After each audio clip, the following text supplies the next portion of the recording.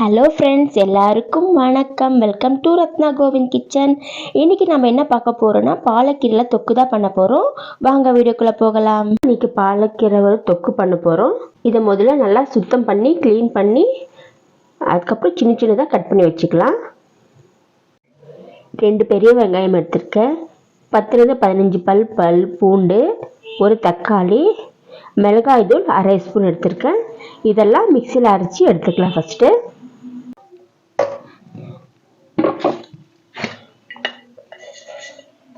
கடுகு போட்டுக்கலாம், உளுத்தம்பருப்பு, வெந்தயம், சீரகம் எல்லாம் பொரிஞ்சு வரட்டும். 4-5 பல் பூண்டு இடிச்சு போட்டுக்கலாம்.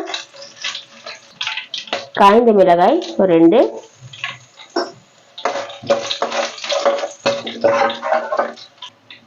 நம்ம அரைச்சி வச்சிருக்க பேஸ்ட் போட்டுக்கலாம். இந்த மிக்ஸி ஜார்ல கொஞ்சம் தண்ணி விட்டு மிக்ஸ் பண்ணி ஊற்றிக்கலாம். 1/2 ஸ்பூன் தனியா பொடி, மஞ்சள் பொடி, சீரக பொடி 1/4 ஸ்பூன், தேவையான அளவு உப்பு போட்டுக்கலாம்.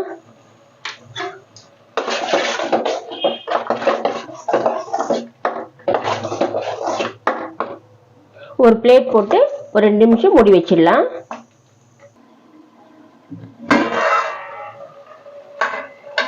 பாருங்க, எண்ணெய் பிரிஞ்சு நல்லா வெந்துருச்சு. இப்போ கீரையை ஆட் பண்ணிடலாம்.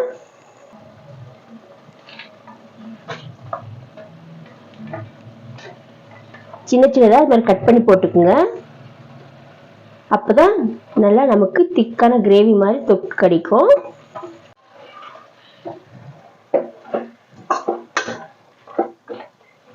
உப்பு காரெல்லாம் செக் பண்ணி பார்த்து கம்மியாக இருந்தால் ஆட் பண்ணிக்கோங்க.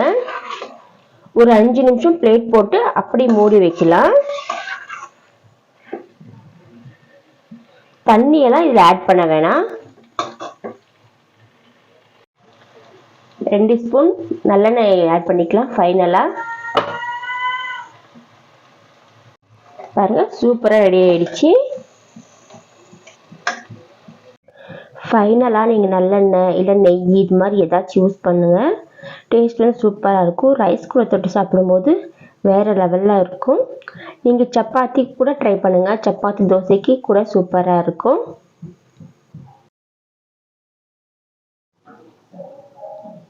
கீரையை சாப்பிடாதவங்க கூட இந்த சாப்பாடு நம்ம ரெடி பண்ணி கொடுத்தா விரும்பி சாப்பிடுவாங்க. நம்ம லஞ்ச் பாக்ஸ் கூட இதே மாதிரி பேக் பண்ணி கொடுத்துடலாம். செஞ்சு மிக்ஸ் பண்ணி கொடுத்தோம்னா அவங்க பசங்க மிச்சம் வைக்காமல் எல்லாமே சாப்பிட்டுட்டு வந்துடுவாங்க. அந்தளவுக்கு டேஸ்ட்டு சூப்பராக இருக்கும். ஒரு முறையாவது இந்த மாதிரி ட்ரை பண்ணி பாருங்கள், உங்களுக்கு ரொம்ப பிடிக்கும். வீடியோ பிடிச்சிருந்தா லைக் பண்ணுங்கள், ஷேர் பண்ணுங்கள், கமெண்ட் பண்ணுங்கள். மறக்காமல் நம்ம சேனல் சப்ஸ்கிரைப் பண்ணிக்கோங்க. தேங்க்ஸ் டு வாட்சிங்.